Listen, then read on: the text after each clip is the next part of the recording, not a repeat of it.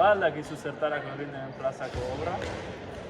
Bai, plaza berritzeko, alde batetik urte beteko ditu aurten, ekaine, plaza estabilizala, eta obrakin beran ikusten dugun berrikuntzain da, izarrazio berrikuria, egitura, eta gero goiko estalkin, nola dena lau edan eta itzali gabekoa, plaka fotovoltaikoak jarri dira energia sortzen.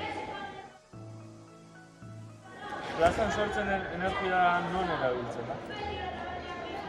Berez, 500 metrotako radio batean erabili daiteke eta momentuz behintzet bai erabiliko da hemen hartzen udaletxen, barrena kulturetxen, jake esitxen bai, delikatu zen eta esango nuke herri antzoki nire bat.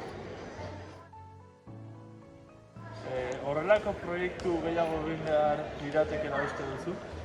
Bai, egin behar, uste dut eta gaina behartuta gaude 2030ako udalak estatzen dugun eguneko 30 edo 33 uste gure gastu energetiko hori lortu barra dukagu energia merezta. Orduan, bai, gehiago egin beharko ditugu, bai. Azkena, energia berriztagarrian inbertsioak gehiago egitaren alde zaude? Bai, eskerrik asko.